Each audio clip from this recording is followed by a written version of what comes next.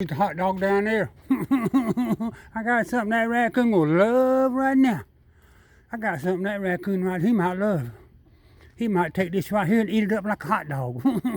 He might take this and eat it like a hot dog. 8:30 in the 8:30 right now. I got something for you right here. Come here, don't run off. Come here. Come here. Here. Come here. Come here. Let's see if you're gonna eat this. You gonna eat that? That's chicken hot dog now. There's nothing but chicken in there. You see how the raccoon did? Come here. Come here. That's pure chicken. That hot dog right there is a pure chicken hot dog now. That's not pork or beef or anything else. That's chicken. I went today and bought a pack of chicken hot dog and they ate me one of them.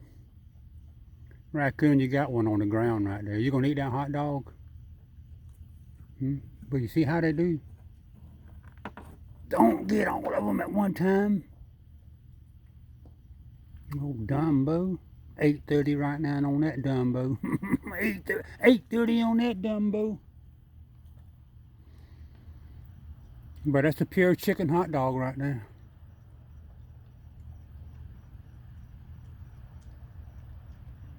I don't know why they won't eat the hot dogs. I can't get them to eat the bananas, the watermelons, grapes. They used to eat that stuff. Hurts my foot, raccoon. I got to do something different. The old raccoons about a year ago I had coming up here, the old raccoons there, they would eat them, but these that started coming up, for the last, I'm gonna say 9 months maybe.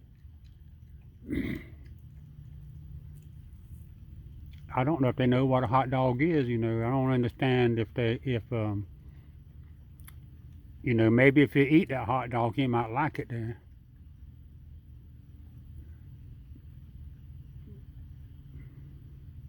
But that's pure chicken hot dog right there. I cut 2 of them up. I should have just cut 1 of them up. He said he don't want that hot dog. That's a square hot dog. He wanted the round ones. That's a square hot dog. He wanted a round one. Why didn't you eat that pecan instead of just dropping it? He gonna get a handful.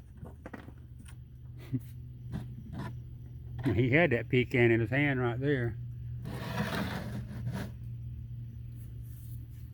Yeah, I went to the store, bought hot dog buns, and bought me some wheat bread, and bought me 3 pounds of okra. Oh, I love okra. Not Oprah, but okra. I told that girl I wanted some okra, not Oprah, but okra. Yeah, I bought. Damn dogs. See that big dog got a little tiny dog barking down there. Little tiny dog gonna bark and the big dog bark. That dog has been barking all night, all day long. That dog has probably barked for the last 3 hours, 4 hours. I'm about to get sick of that dog barking there all day and all night. I love dogs, but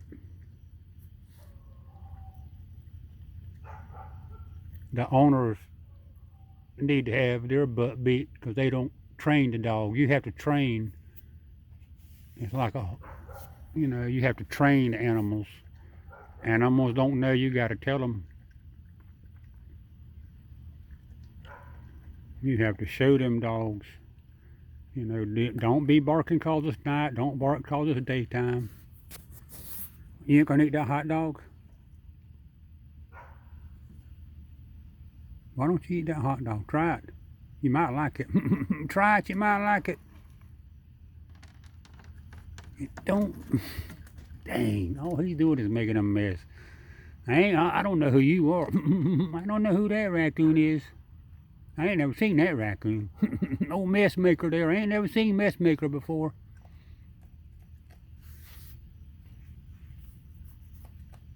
I don't know. I don't know about the hot dogs. But that's pure chicken hot dog. Mechanically pulled. Mechanically pulled. That's I always read the ingredients on anything I buy, and I read the expiration date, and some things I just hate to read. Um, what's in it? Because man, they put some kind of weird stuff in a lot of that food, all kind of stuff. I was out in my front yard today, out there pulling some weeds around a cedar tree. I planted a cedar tree 3 or 4 years ago, and I was out pulling weeds around it that was up under it, and pulling weeds around the other flowers and all I got too. And the sand gnats, man, they was eating me up. I wonder if I had put that hot dog in my hand and poked it in his mouth if he'd eat it. He ain't gonna eat it. He tell you right now, he ain't gonna eat it. Yeah, I was hoping they'd eat it, so I cut 2 of them up. But they was in the pack. Come here, don't go nowhere. They was in the pack, and they see how they squared and not round. They put them in the pack right there. They put them in the pack, and then they vacuum the pack tight. And tell you what, I love skinless hot dogs is what I like. But I was in the store looking today, and the Nathan hot dog and the Nathan's hot dog was something like about $8 a pack. Raccoon, don't just. What am I gonna do with you? You ain't gonna do nothing with that raccoon. He tell you right now, you ain't doing nothing with him. You ain't gonna do nothing. I wish you'd get up here so I could watch you eat. I can't see what you're doing with your hands down there, raccoon. Maybe the other raccoons come by eat.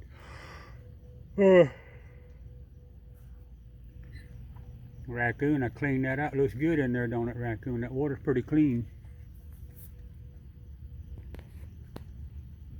But yeah, I don't understand why they don't eat, the chicken hot dogs. I know they don't like, the pork because that's, or the beef, hogs and cows, They don't eat hog and cow, I don't think there, but chicken, I know they eat chicken. Bought me a dozen eggs. $3.26 for jumbo eggs. They was $3.09 for extra large. And normally I buy extra large, but the extra large looked like medium to me. So I just went ahead and got the jumbo. But they look good. I used to work at a chicken house where they raise eggs. I had 40,000 chickens. There was 20,000 chickens here and 20,000 chickens here. And they was laying eggs. And my job was I'd walk down the chicken house to where they had the chickens. Had a conveyor belt that run, and the eggs lay eggs, and eggs get on the conveyor belt, and the conveyor belt take them to the building. Now, where you going over there? He heard something over there earlier, but he just right there looking.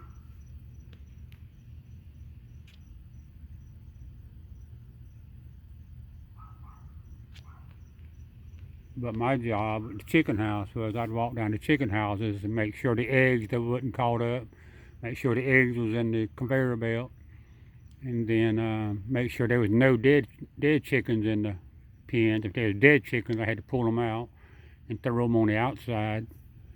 Make sure the water was fresh water was steady going up and down, going down. Make sure it wasn't stopped up or nothing. And well, he didn't eat the hot dog. I don't understand why. But make sure and pull the chickens out, dead chickens, and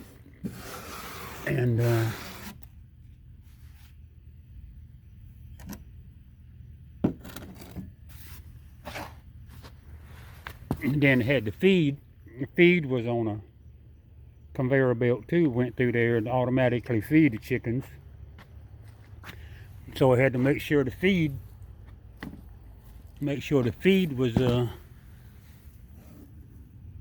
getting to all the chickens, every one of the chickens there. You had to check every cage. It was just one cage, cage. Just it was. I thought it was inhumane the way they did that. The chickens in a little tiny. It wasn't a very big cage, and it had a wire floor. So all the crap went down to the ground. And then after I did all that, and the eggs would go inside the building, this little building. But anyway, while I was outside, I had to make sure there was no snakes or raccoons, that got up in the chicken pen that got caught up in there. Any rats, get up in there and get caught. I had to check all that. But then I'd go inside where the eggs was. The eggs would come through, but I'd sit there and they had this big old bright light and had a big old thing, and the eggs would come through, and I had to look at the eggs. The eggs would come through like this. Right here's the egg. It come through. I had to look at it to make sure there wasn't nothing wrong with it. It was cracked. You could see it through the egg, kind of. Make sure the egg, there wasn't no small chicken in there. Make sure it wasn't no real red blood in there. Some eggs got blood in them. And then they eat a pretty good bit, because there was two big handfuls to put in there. But I had to make sure the eggs was good eggs, and then after it did that, I'd put the bad eggs over here, the good eggs go over here. Then I'd come over here to this other place over here, and they had back then, they had holes, had different size holes, and the eggs come through there, and whatever size hole the egg fit through, that's what it was. That was small, medium, large, extra large, jumbo, like that and all. So I would separate them, get all of them separated. And then after I did that, I had to take them and run them through the washer. They'd run through the washer, make sure they was good and clean, sterilized and all. And then they would they'd run through them thing to dry them off. And then I'd come over here, and then I'd take the eggs and I'd put them in the egg things, in the little crates, separate them by the dozen, the eggs, and put them in there and fold them up. And after I did all that, get them down there, then I'd come down here, I'd pick them crates up and put them in cases, put them in, I think it was something like 36 dozen to the case, and then 48 dozen in a case, and take them to the supermarket, and then I'd load them in a truck, and then we'd take them to the supermarket, and I'd unload them, tote them in the store and all. Depends on who wanted what and how many they wanted. And then I would